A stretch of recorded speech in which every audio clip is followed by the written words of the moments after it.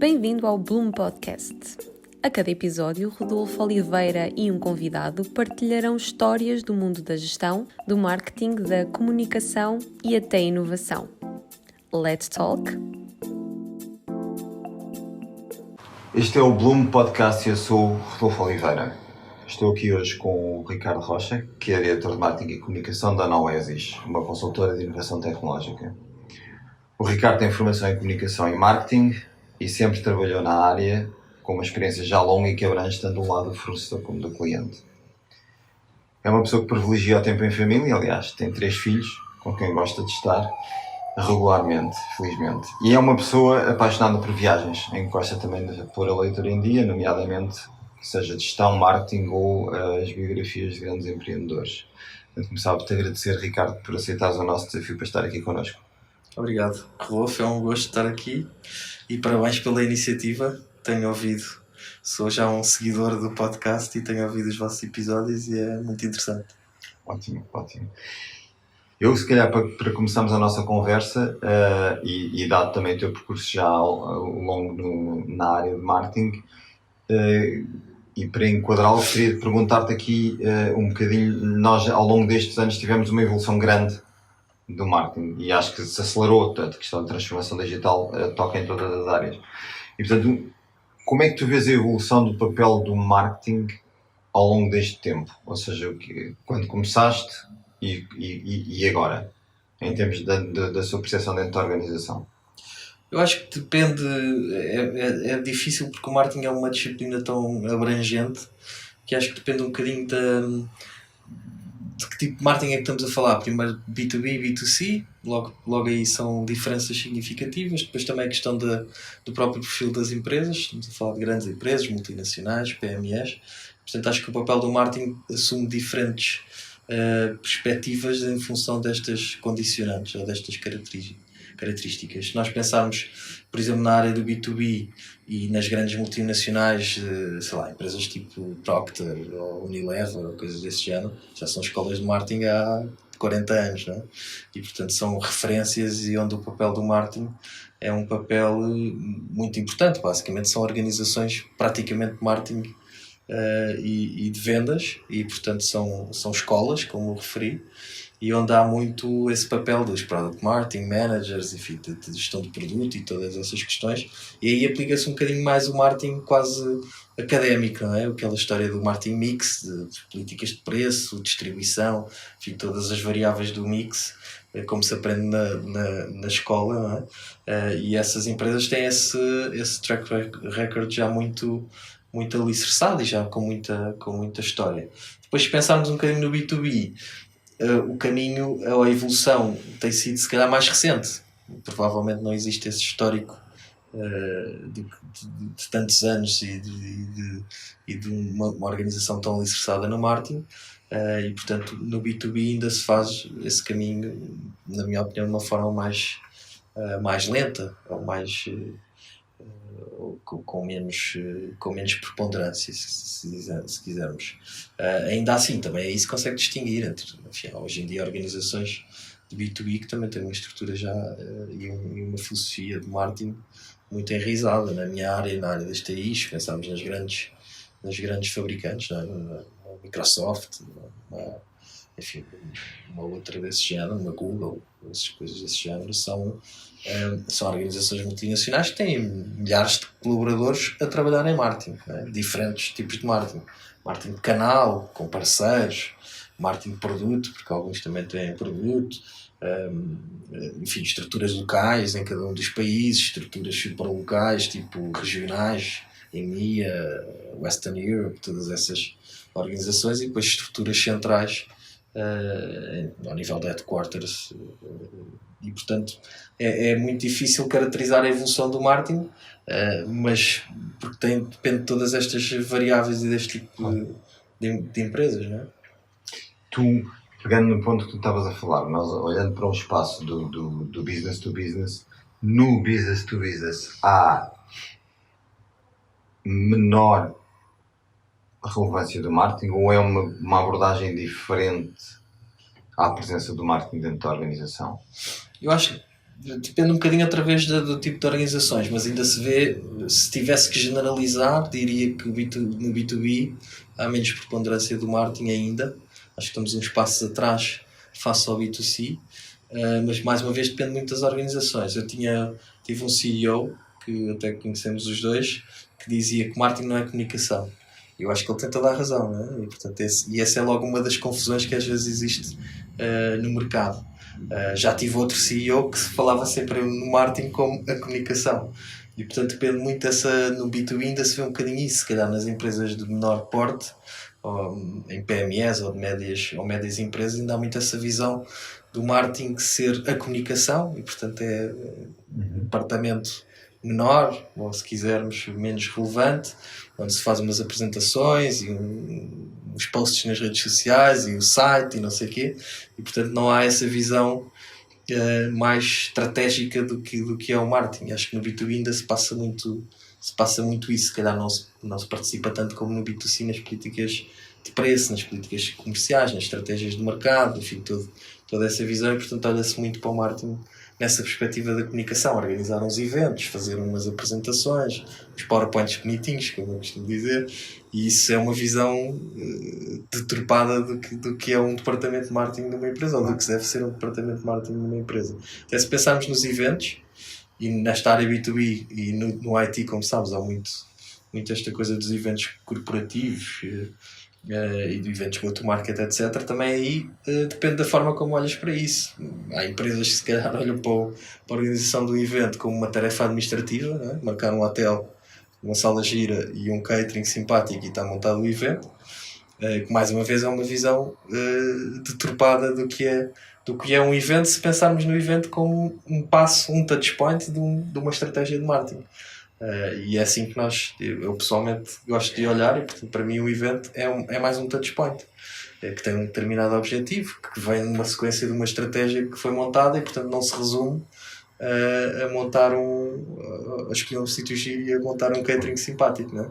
Portanto acho que ainda há muito essa confusão de conceitos entre marketing e comunicação, e em alguns casos ainda há alguma menorização, se quisermos, do marketing, porque se entende o marketing como esse suporte, não é?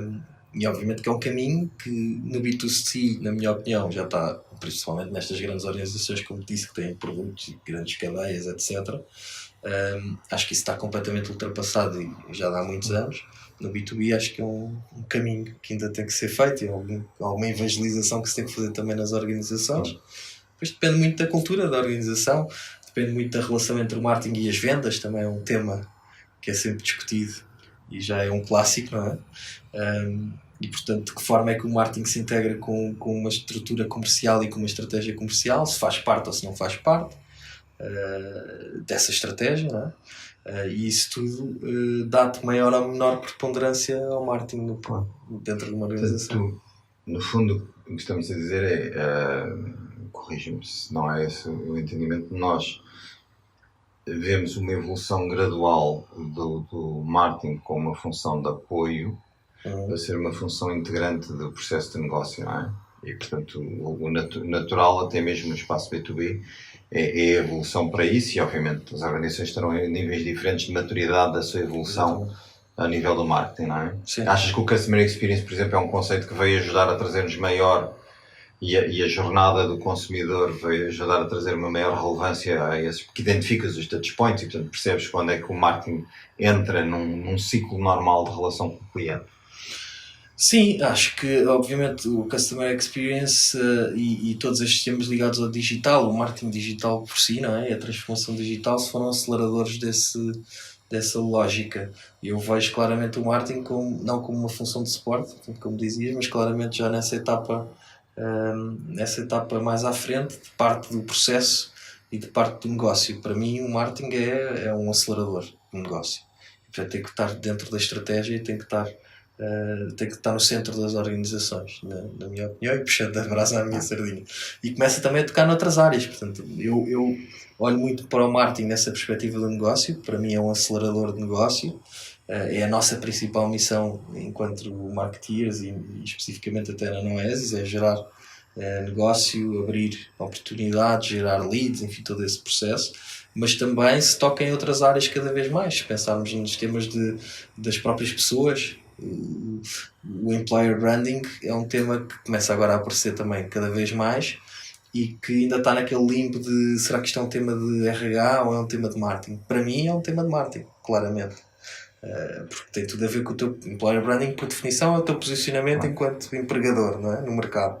Portanto, estamos a falar de uma estratégia de marketing, posicionamento no mercado da tua marca, com um objetivo que neste caso não é um objetivo comercial, mas é um objetivo de posicionamento, de recrutamento, de capacidade e não só de atração e de recrutamento, como depois de retenção, não é? De retenção de talento, como se diz. Portanto, esses temas são temas que aumentam o scope de atuação do marketing e, portanto, que fazem com que o marketing deixe de ser periférico numa organização e passe a ser central. E esse, para mim, é a evolução e cada vez, felizmente, se vê mais, inclusivamente até ao nível de C-level, não é? De boards e de conselhos de administração. Portanto, cada vez mais há a figura, começa a aparecer outros Cs diferentes, não é? Sem ser o CEO, o CFO e o CTO. E, portanto, já, inclusive nas pessoas, já há um bocado a figura do CPO, enfim, depois há muitas designações, mas o CMO, portanto, o Chief Marketing Officer, também já é uma figura que nas maiores organizações já existe, e não é dois, não é? Portanto, já é esse caminho de puxar o marketing para o centro da estratégia. Para mim, o marketing tem que estar na definição de políticas comerciais, na definição de mercados, por exemplo, e no nosso caso, a abertura ou a entrada no mercado internacional novo. Isto é um processo que tem que passar pelo marketing. Enfim, não será o centro da decisão, mas toda a componente de market research, marketing intelligence, estudos de mercado, perceber como é que vamos entrar naquele mercado, para quem, enfim, tudo isso são temas de marketing, não é? Faz parte são o essencial de um plano de marketing e de uma estratégia de marketing, não é? Para quem nos dirigimos, como nos posicionamos, como é que vamos comunicar, vamos com parceiros, vamos sem parceiros, que parceiros, o que é que esse mercado pede, não é? Em termos de soluções ou de produtos. Isto no caso de teres um portfólio mais alargado, enfim, podes decidir ir para aquele mercado focado naquela oferta específica, ou podes ir com uma oferta mais abrangente. Enfim, todas essas variáveis são decisões que o marketing faz parte e que está no centro, diferente do papel ou da visão antiga, se quisermos, de equipa de suporte, em que o marketing não participa nada disto e depois é chamado para as intervenções táticas específicas, não é? A tal apresentação, ou o evento, ou o que for, não é? E portanto acho que é essa mudança de paradigma ou de filosofia que faz sentido. E nós, pessoalmente, tento ir evangelizando e fazendo esse caminho. Sim. É um caminho. Um tema que acaba por ser curioso no contexto em que estamos agora com a pandemia é que o marketing, sobretudo no espaço empresarial, é muito um marketing que também assenta em componentes relacionais, que obviamente estão limitadas pela questão das limitações de possibilidade de estarmos juntos com a mesma regularidade, ou até em grandes eventos, ou médios eventos, ou pequenos eventos. Como é que tu vês, como é que vocês estão a fazer, ou o que é que tu vês, não querendo também particularizar no teu caso, mas globalmente, a transição ou a transposição, para ser mais correto, da experiência presencial, personalizada, que caracteriza o marketing empresarial no espaço digital? Como é que fez essa transição ou essa complementaridade?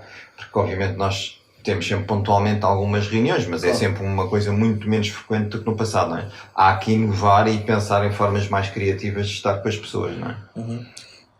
Sim, claramente. O que se tem assistido muito, eu li um estudo recentemente, eu sou péssimo a citar números e estudos, mas lembro-me de ter visto um estudo da McKinsey, onde havia uma percentagem altíssima, o estudo era dirigido a compradores B2B, portanto esse era a amostra, e havia uma percentagem elevadíssima de respostas de compradores, portanto decisores de empresas, que diziam que preferiam a interação digital, agora já nesta fase, portanto este estudo é muito recente, e preferiam os canais digitais e a interação digital para conhecer um novo produto ou um novo fornecedor ou uma nova solução.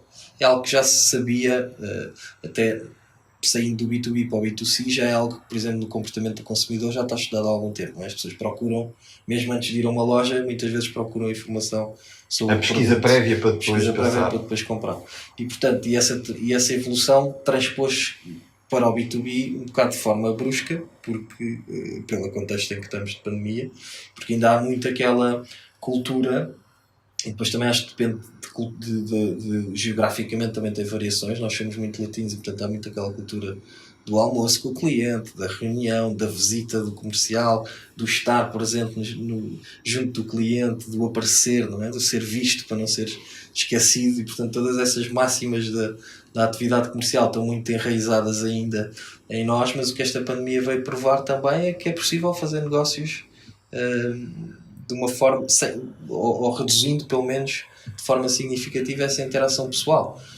Obviamente que eu não defendo um extremo ao outro, não é? Portanto, não acho que nem o outro modelo, nem o modelo 100% remoto são os mais eficientes. Mas isso também vai dar essa maior preponderância ao marketing, sobretudo se pensarmos na componente do conteúdo, não é? Ou seja, tem uma parte programática, não é? Consegues ter uma parte, em vez de porque o relacional é uma coisa que sempre fez parte e as empresas que estão muito habituadas a isso tinham processos relacionais bem montados.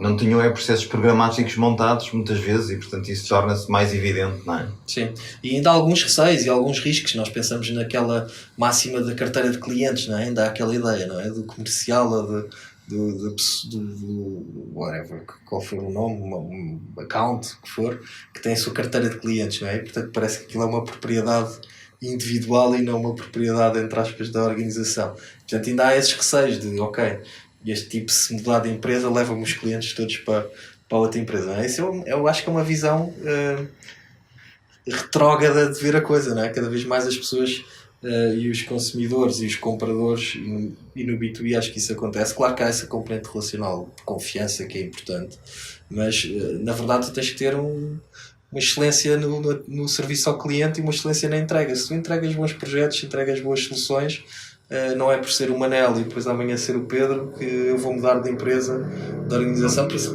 depende muito do negócio, mais uma vez. Mas se pensarmos em tecnologia e investimentos significativos, quer dizer, não vou mudar da consultora A para a B só porque o Manel, o meu amigo, com quem eu me dou bem, mudou para a empresa B.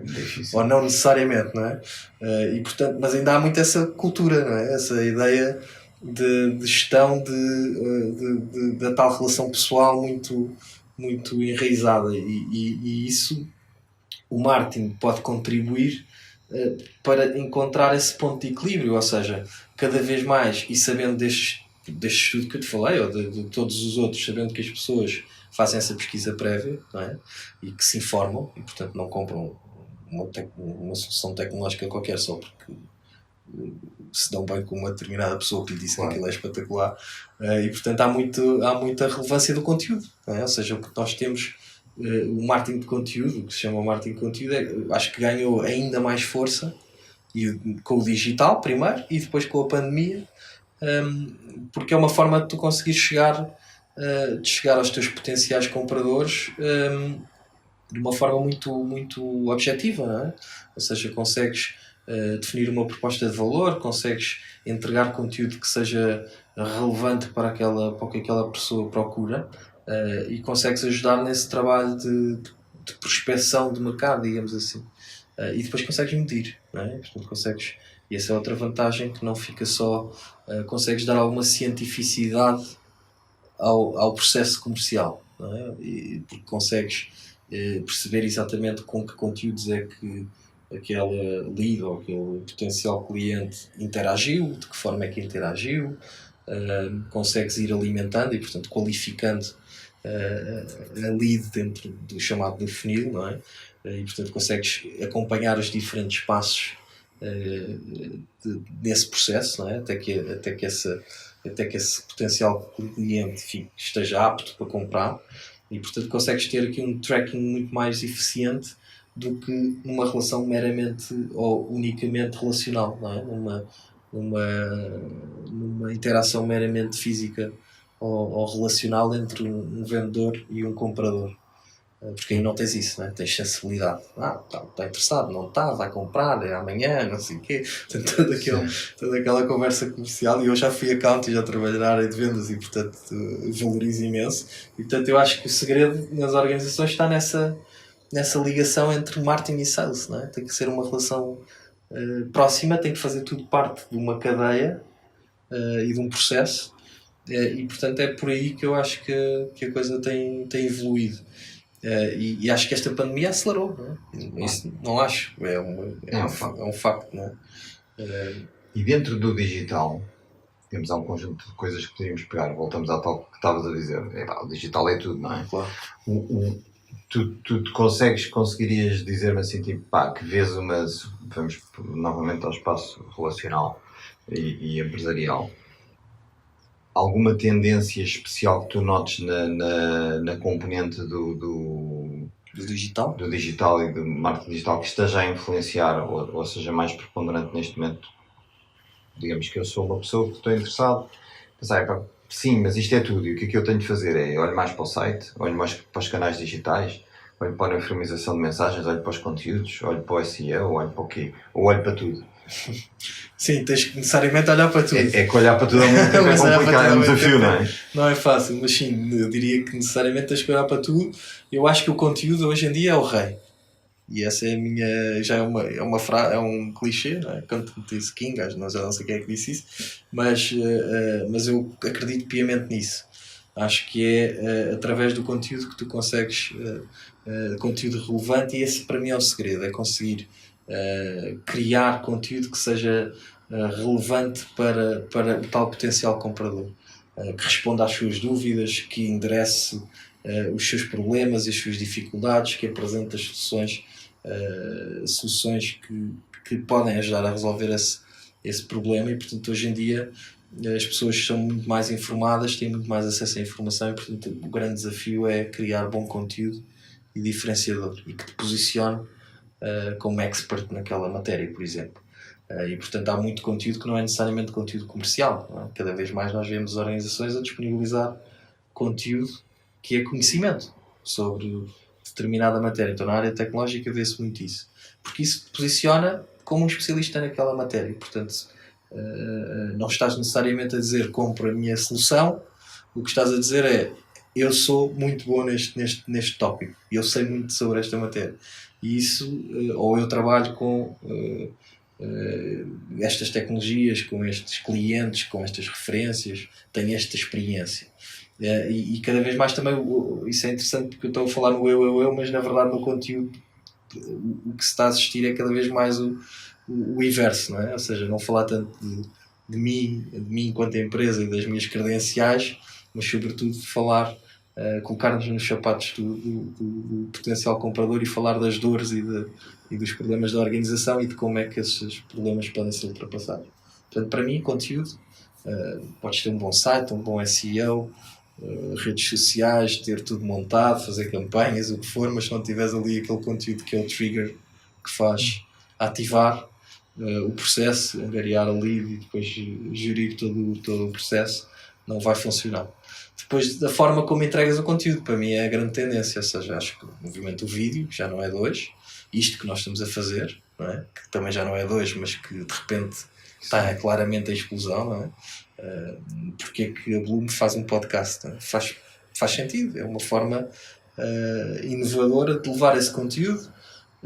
E lá está, e não é na perspectiva de nós aqui não estamos a falar dos teus serviços, né? Se é bom, se é mau, a agência, o que for, né? Estamos a falar de temas que interessam às pessoas que operam neste mercado, né? E isso é uma estratégia de posicionamento. Portanto faz todo sentido explorar o video marketing, o que vemos muito de live streams, cada vez faz mais talks, coisas desse género, diretos.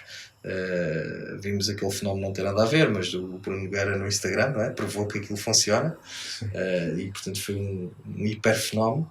Obviamente no mundo corporativo, enfim, não se consegue replicar um fenómeno daqueles porque o objetivo era outro, mas é um meio e é uma forma inteligente e é um canal interessante de explorar, e portanto podcasts, streams, lives, talks, todos esses processos acho que tendências. Depois tens outros temas que também são tendência no digital, que têm mais a ver, aí mete um bocadinho mais de tecnologia, mas que têm a ver com a utilização da inteligência artificial.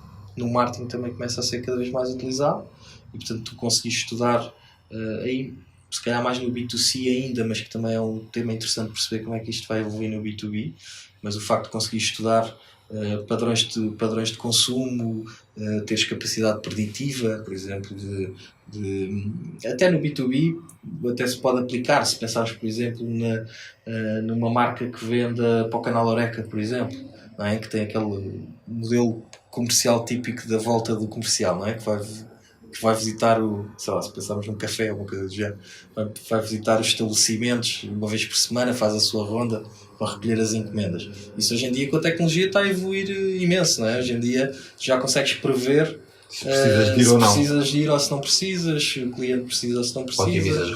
Otimiza as rotas, enfim, tudo isso. Isto não é necessariamente marketing, mas lá está, mas está ligado. Mas tem a ver com a tecnologia, portanto eu acho que a inteligência artificial no marketing vai ter essa aplicação também. Por exemplo, percebes como é que as pessoas pesquisam conteúdo, como é que chegam a determinado conteúdo que tu tens para oferecer. Dentro disso também há alguma automação, não é? Porque sim, é uma chatice no momento. Claro. O marketing acaba por ser uma coisa muito intensiva, claro, de trabalho e pouco automatizada, não é? Sim. E isso é uma dificuldade enorme. Sim, eu diria que inteligência artificial ligada à automação e outra coisa que é a personalização, que também está a evoluir cada vez mais. Sim. E está tudo ligado, não é? Portanto, e ainda podemos acrescentar a isto a parte toda conversacional, os bots, toda essa que está uma tecnologia que está a evoluir imenso, e portanto no mundo último eu posso interagir com uma marca num WhatsApp, com um bot, fazer perguntas, e portanto vou deixar, por exemplo, ter o comportamento de ir a um website, à página de serviços, ver os serviços que a Bloom oferece ou a Noesis, o que for, e vou interagir com estes canais. E, portanto, em vez de fazer este trabalho, aliás, até já se fala inclusive em sites que possam não ter menus, por exemplo.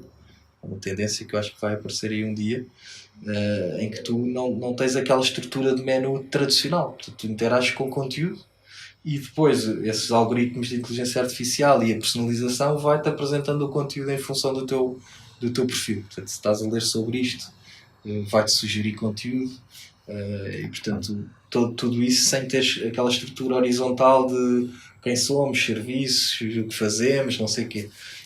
E esse acho que vai ser também uma tendência. Já vi umas tecnologias que têm isso e que têm essa proposta de valor, que é um site que não tem absolutamente nenhum menu. A pessoa entra, tem um conjunto de conteúdos visíveis no seu ecrã e à medida que começa uma jornada, entrou por ali, vai entrando por ali dentro. Ou simplesmente digita num campo de pesquisa. Ou fala com o bot. Diz, quer conhecer as vossas soluções sobre cibersegurança. Enfim, para falar da minha área. Ou das áreas que nós atuamos. E a partir daí o bot vai apresentar. Okay, o que é que procura? Mais isto, mais aquilo. Tipifica a organização, o que tu quiseres, não é? E portanto os bots também, quando apareceram, era muito aquela coisa de eram facs, não é? Eram as antigas facs que havia nos sites. Portanto aquilo só dá respostas, só tem umas perguntas pré-definidas, respostas sim não, e portanto aquilo não tem interação quase nenhuma. Hoje em dia já não é isso, e há muita gente que ainda acha que é isso. Hoje em dia a linguagem é natural, portanto há uma série de evoluções tecnológicas que te permitem de facto ter uma conversa com um bot. E isso está ligado à inteligência artificial, à automação e tudo isto que falámos. Portanto, eu diria que anda tudo à volta do conteúdo, para resumir, a forma, e acho que temos que inovar na forma como entregamos esse conteúdo, onde entram todas estas variáveis. Excelente. E isto leva-me a um ponto que é assim, nós no fundo... O modelo de trabalho evoluiu e nós neste momento o que vemos é um modelo cada vez mais, acho que já é perfeitamente aceito, que o modelo de trabalho mudou para sempre. Sim. E portanto passará a ser híbrido, ou passará a ser como também aos nómadas digitais, como também há um conjunto de coisas que não existiam ou nem sequer eram, ou existiam mas não eram coisas que as pessoas utilizassem de forma tão abrangente. O marketing também de certa forma, o marketing puramente no espaço B2B então mais relacional, por si só já não é uma possibilidade. Certo. Portanto, a evolução para uma unidade que congregue o marketing, ou que seja liderada pelo marketing, em que se gere tudo o que é a experiência de interação com o cliente, se calhar é um modelo que faz todo sentido também no espaço B2B no futuro, não é? Sim, eu diria que o marketing já é híbrido, não é? Nessa perspectiva de ter o digital, já é híbrido, portanto já não é só o marketing relacional, não é? Sei lá, já há muitos anos, não é? Portanto, já estamos nesse aspecto à frente do futuro do trabalho, porque já é uma disciplina que já era híbrida há muito tempo, nessa perspectiva, não é? De ter canais digitais e físicos. O desafio passa muito por essa uniformização, a tal estratégia omnicanal, enfim, todos esses temas, que no B2C é mais premente e que mesmo assim ainda não está bem resolvido, em muitos casos, embora haja outros bons casos onde isso já acontece, e portanto está muito no B2C, está muito ligado àquilo que estávamos a falar há pouco, que é as pessoas podem pesquisar, fazer uma pré-pesquisa e depois comprar em loja, podem ir à loja, falar com o técnico, fazer perguntas e depois comprar online, podem comprar online e levantar, enfim, agora há N com variações.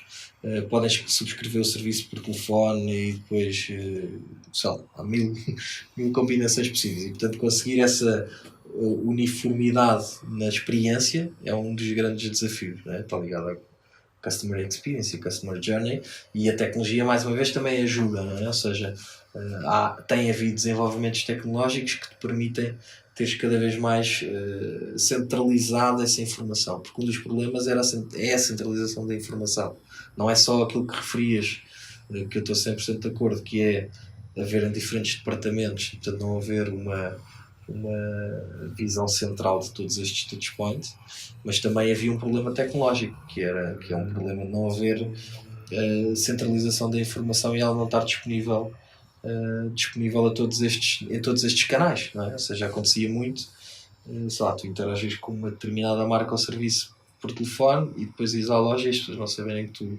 tiveste essa interação, não é? E portanto, esse é um desafio de processo, mas também é um desafio tecnológico, que é conseguir fazer isto na experiência perfeita. Tu, sei lá, reservas o hotel online, quando chegas à recepção as pessoas sabem quem tu és, pedes que tipo de consumo é que fazes, que tipo de serviços complementares é que subscreves, enfim, como é que é o teu perfil enquanto hóspede, por exemplo, se pensarmos num hotel ou numa loja ou o que for. Transpondo isto para o B2B, não é exatamente igual, porque não há propriamente, em muitos casos, touchpoints, ou melhor dizendo, touchpoints físicos existem, mas não existem pontos de venda físicos, não é? Necessariamente, ou seja, pode não existir o que for, uma loja, um estabelecimento qualquer, mas há, por exemplo, na nossa área, nas TIs, há muita questão da interação pessoal, não só com a equipa comercial, como te falava, mas também com os touchpoints físicos do género eventos, por exemplo, não é? Como falámos há pouco. Ou seja, há muito esta componente híbrida em que tu tens comunicação digital e tens o marketing digital e depois tens complementarmente os tais touchpoints físicos. E com este contexto pandémico, tu cortaste uma perna do processo, não é? Porque deixaste de ter, por exemplo, os eventos, que é uma componente super importante no IT. Há muito é uma coisa tradicional, não é? Há muitos eventos. A apresentação, a demonstração. Exatamente, tudo isso.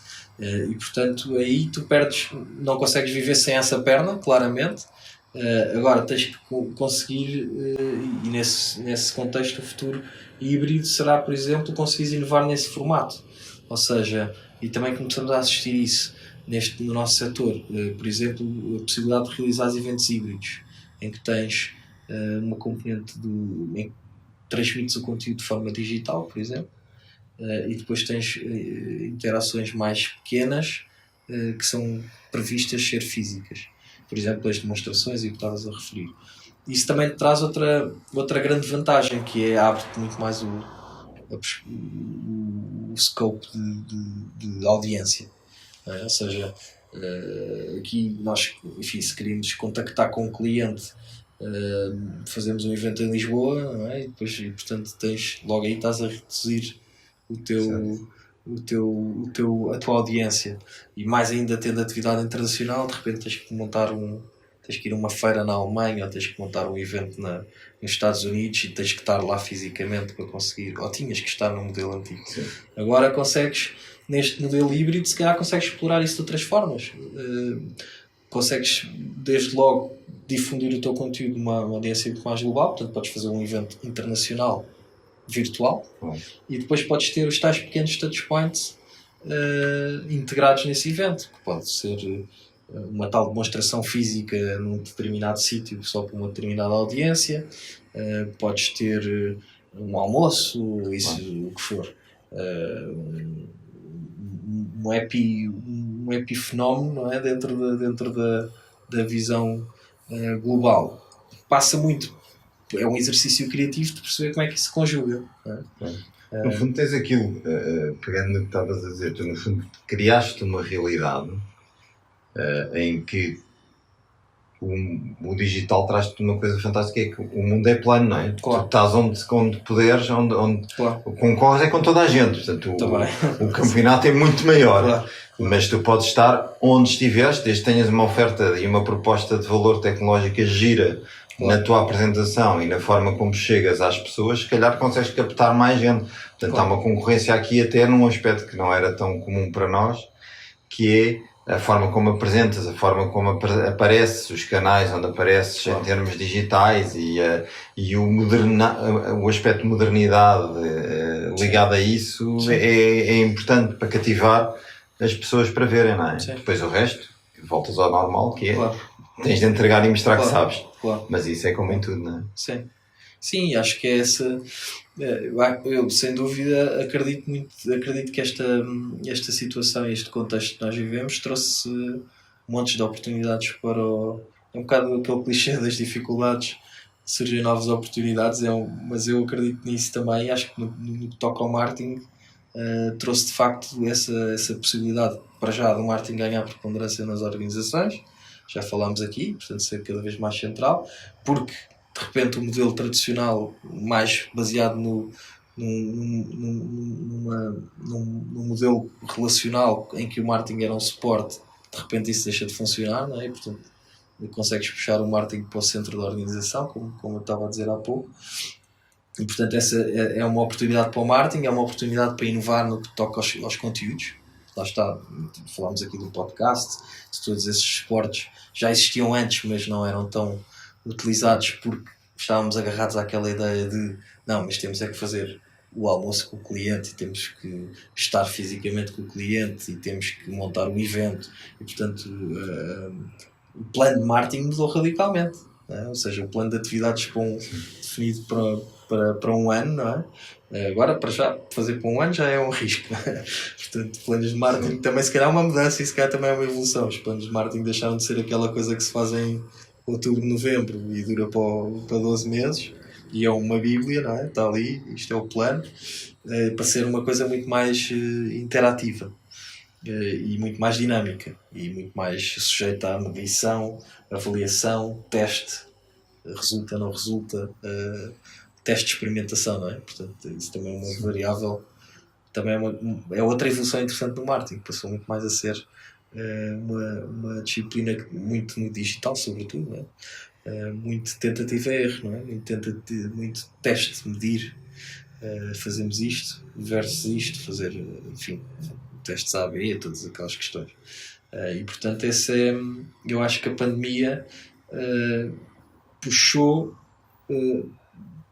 uma série de disciplinas, se quisermos, ou de canais ou de metodologias de trabalho no marketing que antes já existiam, até tecnologia que já estava à disposição, mas que agora passaram a ser vistas pelos marketeers com outros olhos, não é?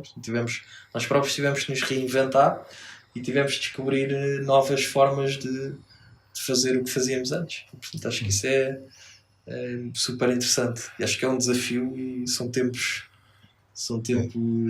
difíceis, mas super interessantes. Não é? Verdade.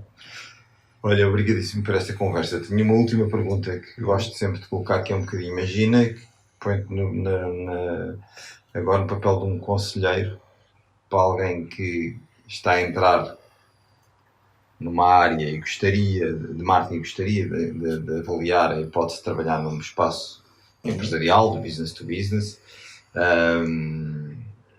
Qual seria assim Conselho? os teus conselhos? Sim. Isso é sempre difícil. Bom, primeiro que tudo é não pensem nisso, desistam, fujam, tornem-se programadores, porque é o que nós precisamos e é a carreira do futuro. Mas brincadeira à parte, portanto, um fenómeno aqui no IT que, como sabem, hoje em dia há uma falta de recursos e, portanto, gigante. Os meus filhos digo programadores.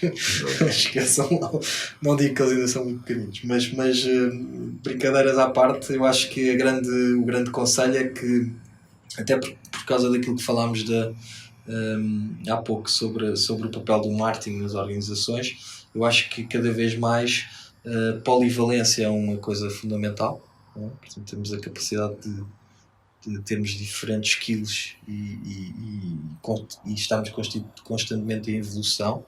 E, portanto, acho que um marketeer tem que ser um tipo que tem a mente aberta e que está e que é polivalente e, portanto, consegue fazer coisas diferentes e tem essa capacidade. E acho que é muito importante perceber o negócio, ou seja, mais do que a questão técnica, não é? Porque isso aprende-se hoje em dia e está tudo a mudar. Portanto, o marketing que eu aprendi na universidade não tem nada a ver com os dias de hoje. Então, no digital, enfim, tudo muda de um dia para o outro. Portanto, mais do que essas competências técnicas, digamos assim, temos que ter competências de se calhar de gestão, acho que é importante, e competências de perceber de negócio. Ou seja, se nós queremos que o marketing seja um motor do negócio e que esteja no centro da organização, como eu te falei há pouco, então convém que os marketeers e quem trabalha nessa área perceba realmente como é que funciona o negócio, não é? Dentro da organização. O que é que a organização vende? Como é que vende? Como é que é o processo de venda? Como é que se faz a venda? Não é? Como é que se endereça esse tema junto dos seus clientes? Portanto, por exemplo, ter experiência comercial eu acho que é super importante e eu também passei por isso, portanto também fui account numa consultora tecnológica, portanto trabalhei em sales antes de estar onde estou hoje, e portanto eu acho que é muito importante essa curiosidade e perceber e ter essa visão ampla, não só da componente comercial. Portanto, estava-me a focar aqui muito na venda e no processo comercial, mas ter uma visão ampla da organização, porque toca também nos temas do employer branding, como já falei. Muitas vezes o marketing pode ser um mediador até interno entre as diferentes áreas, por exemplo, áreas de negócio, entre um nível de gestão, entre um board e as áreas de entrega e as áreas comerciais. E portanto o marketing, para mim, tem que ser quem tem a visão periférica e quem tem a visão, a big picture, não é? Da organização. Portanto, tem que conhecer os seus clientes, tem que conhecer a organização, tem que conhecer o processo, os processos, e portanto o meu conselho é esse, que as pessoas se dotem do máximo de capacidades possíveis, e que se esforcem por conhecer a organização, inclusivamente trabalhando até em diferentes áreas. Portanto, não só aquela coisa de tirei um curso de marketing, agora vou entrar numa empresa, no departamento de marketing e vou fazer a minha carreira toda no marketing. Não é verdade. E se tu vires hoje em dia, tu tens CEOs e diretores gerais que passaram pelo marketing e que fizeram esse caminho, e passaram pelas vendas e, portanto, sei lá, a Paula Panarra, diretora-geral da Microsoft Portugal, também trabalhou no marketing da Microsoft Portugal e veio da Procter ou da Unilever agora. Não me recordo da Procter. Portanto, também veio da tal escola de marketing que eu falei no início. E há imensos casos desses. E portanto eu diria que se o marketing tiver esta visão e se as pessoas no marketing tiverem esta visão e se o marketing estiver no centro da organização e conseguirem ter esta visão e esta big picture das organizações, são profissionais que estão perfeitamente aptos para ser CEOs ou diretores gerais de uma organização, porque têm esta visão, não é? Ou seja, não estão circunscritos a um departamento ou uma vertente específica do negócio. E acho que isso para mim seria esse o conselho. Ricardo, olha, muito obrigado por teres vindo. Obrigado. Obrigado.